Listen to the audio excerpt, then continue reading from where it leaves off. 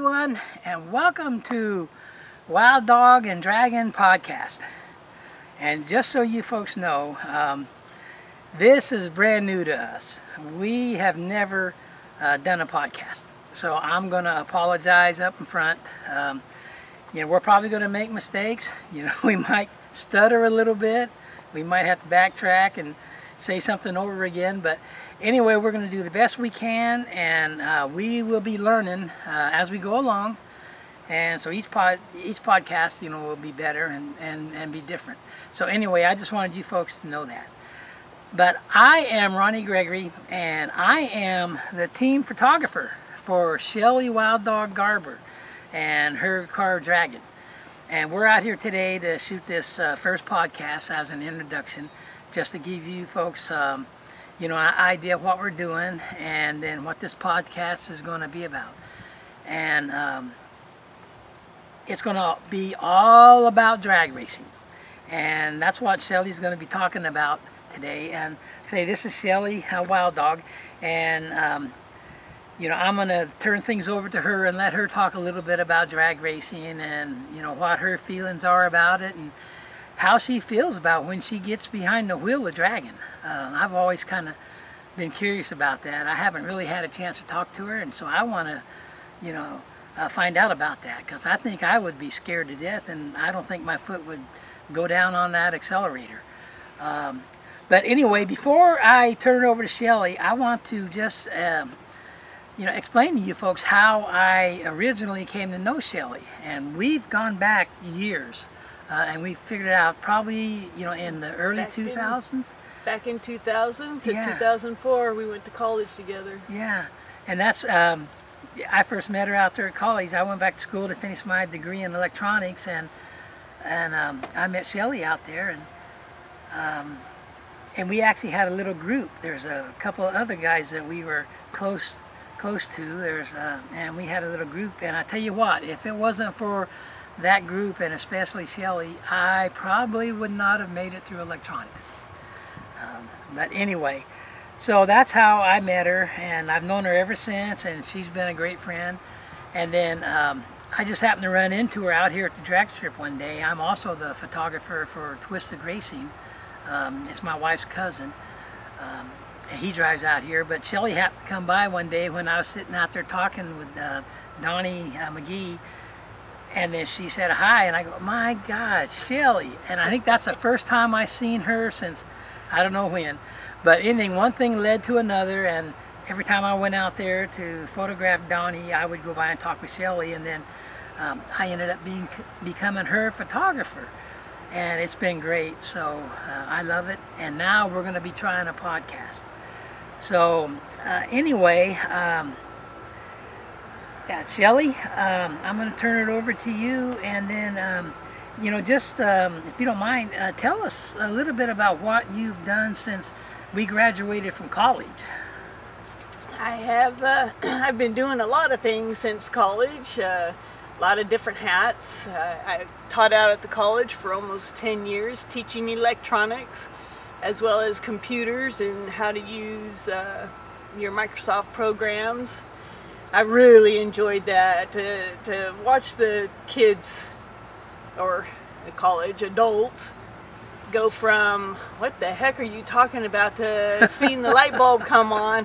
That was a lot of fun. And it was funny when I was teaching electronics, because at the end of the year I would make the students all build a project, and it never failed.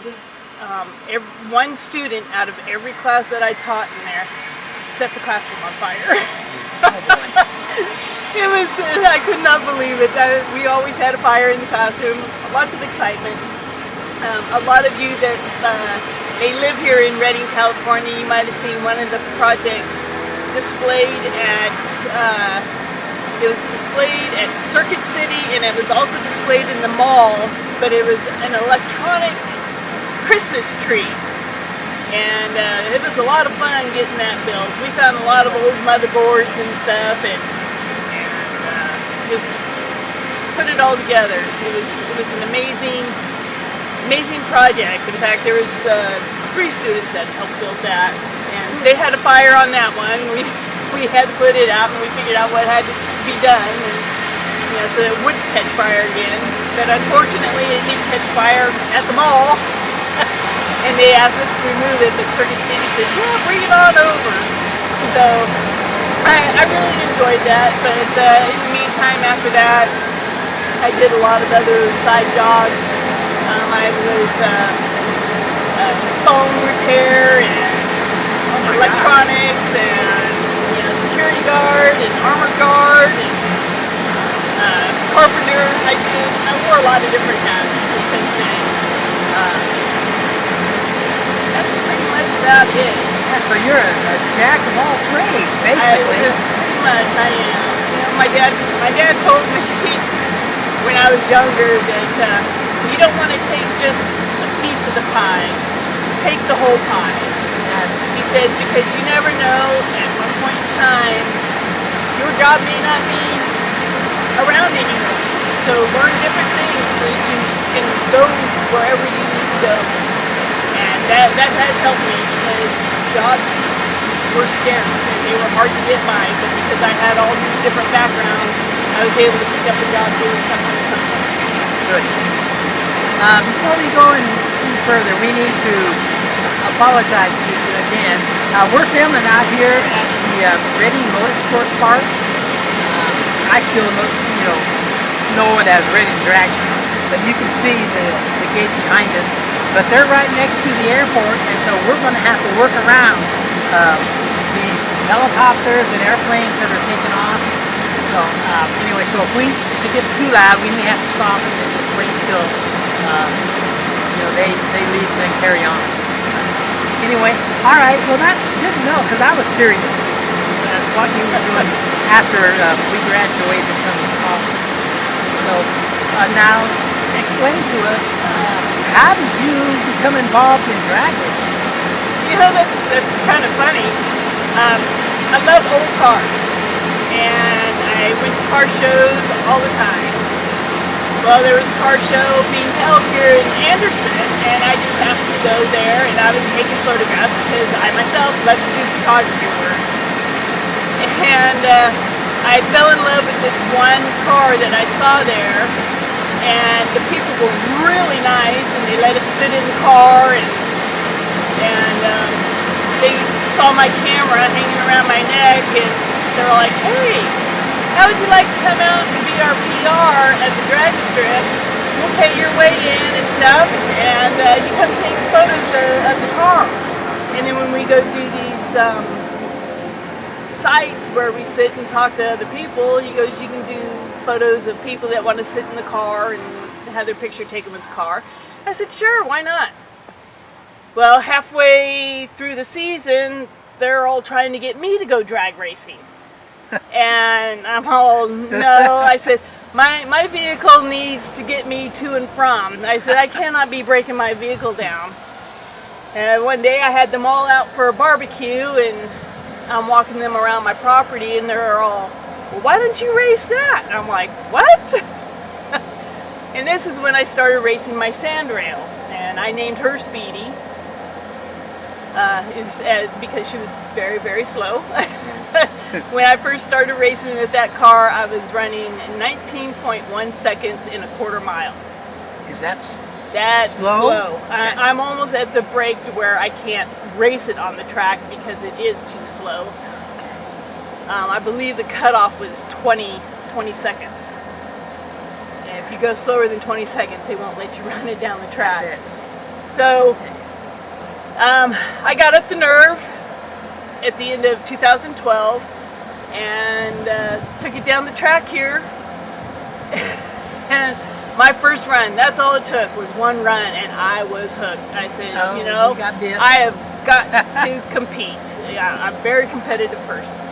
I love to compete. I love to just get involved with whatever I can. So I took that one run. I got hooked.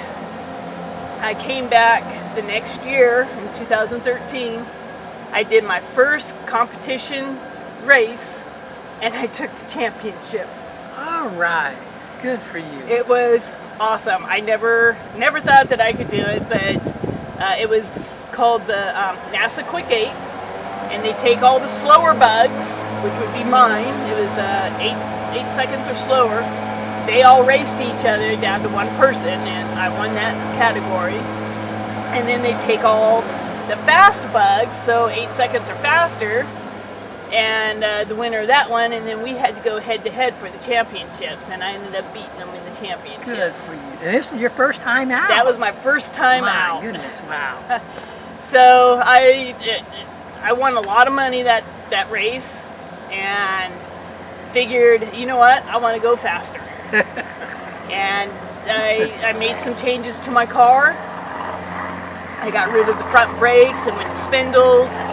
I did a lot of changes, and I went from a 19.1 second down to a 17.6. Just in the first year. Well, that still wasn't fast enough for me. And my boyfriend that I had at the time bought me a new engine for my car. So I went from a 1776cc engine up to a 2332cc engine. I was all like, when I came back in 2014 and I fired up that car, everybody turned their head because they knew that I had more power. And I just been hooked. I've been racing and racing. I raced the NASA Quick 8, I raced the Bugorama series, and I also raced the NHRA series with that car. And you are part of the NHRA? I am a member of the NHRA, yes.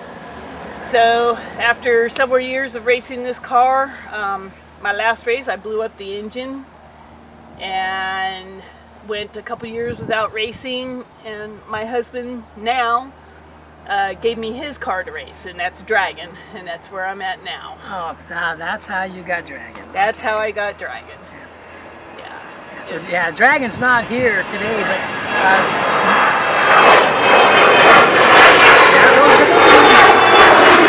the next podcast you'll probably be able to see Dragon, because hopefully I think the next podcast will be at her next race. But we'll talk a little bit about that more later. But well, that's good. I mean, that's impressive. The first time you went out, you did that good. I think it was all luck, because I had no clue what I was doing. Well, I'm sure there's got to be some experience in there. Not. But anyway, well, that's great. So okay, well, you just answered the next question I had. Because I was just curious, how you and Dan met. So you just told me. Yeah. So that's. We met out here at the drag strip. He loaned me his race suit so that I could run the last race, because I had a break-in at my house and they stole all my race gear. And I ended up borrowing everybody's race gear so I could enjoy and have fun racing the last race of the season. Good. Okay, so now I know you just talked a little bit about Dragon, but I mean, can you tell us a little more? What kind of car is that? Dragon is a 1971 Chevy Vega hatchback. Vega had a hatchback, a coupe, and a wagon, if I recall right. Yeah. And so we got the hatchback, and it's got a small block Chevy in it. Right now it's got big 33-inch tires on it, so it takes a lot to push that car down the track. And I just, it's got line locks, so you can do burnouts. It's got a trans brake, so you don't have to have your foot on the brake and the gas at the same time. The button holds the transmission, so you can put your foot down on the throttle and just release that button and go like crazy. Oh, wow. It's a lot of fun. I didn't think it would be something I would enjoy, but people like to have drug addictions or alcohol addictions and stuff like that. Well, racing's my addiction. Speed. Speed. He likes speed. Yeah, I want to go faster. This car here does it does 100 miles an hour in the 8th. And oh, wow. If I remember right, I was doing 120 in the quarter, but I still want to go faster. Really? I'm getting bored. Do you think there's a speed where you're going to say, okay, that's fast enough? Oh, I'm sure there is. I'm sure there is. I just haven't reached it yet. You a little will. bit at a time. You know, when I went from in my sand rail, when I went from the 1776 to the 2332 engine, my speed went from a 17.1 second to the track down to 12.5 seconds. So I jumped a whole 5 seconds. I went from doing 80 miles an hour straight to 100 miles an hour in that car. And doing 100 miles in that buggy, that's, trust me, fast enough. It's kind of like doing it on a motorcycle, but you're not going to get me there. I'll be honest with you, I don't even think I've even been at 100 miles an hour in a Wow. car. Yeah, I can't remember a time when I have. 85, maybe 90, but I don't think we ever hit 100. Anyway, wow. Okay, so now this is one question that really, I'm kind of interested in hearing about. So, I mean, how do you feel, when you're racing? I mean, what's it like? Because, like I say, I haven't been at 100 miles an hour, so, just tell me what it's like. Well, when I come out here for test and tune, it's nothing. I just get in the car and I practice the tree. That's pretty much why I come out to test and tune, is practice the tree. The car one's great. It is consistent. I can run my numbers all day long.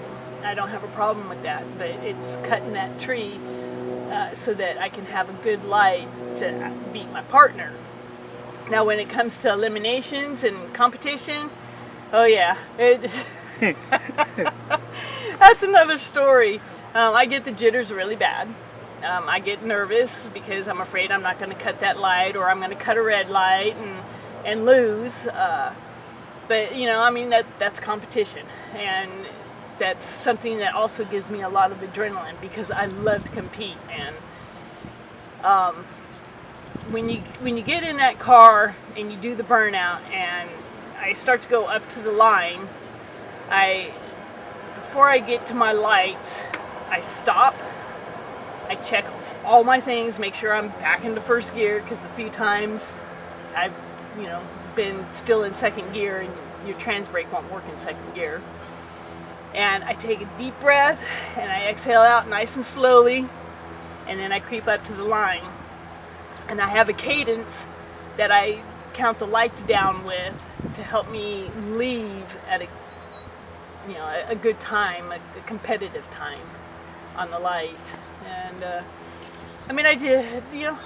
you have your good days, you have your bad days. Right. That's going to happen in any sport. Yeah. But it sure is nice when you get that win light. When I get down to if there was a GoPro sitting in the cab of my race car, when I cross that finish line and see my win light come on, you would not believe the cheering and the screaming and the hooting and the hollering and the foot stomping that goes on when I see that happen. But it is nerve-wracking. It's nervous for me because there's a lot of good racers out here, and but it's fun. It's worth racing. Oh, I know. I love it. And I'm just the photographer trying to videotape her off of the side. But every time she pulls up to that tree, the hair on the back of my neck stands up. I get nervous just sitting out there. And then the sound. Oh my God. I love that sound. And when they take off like that, to me it's amazing. You got to watch the video.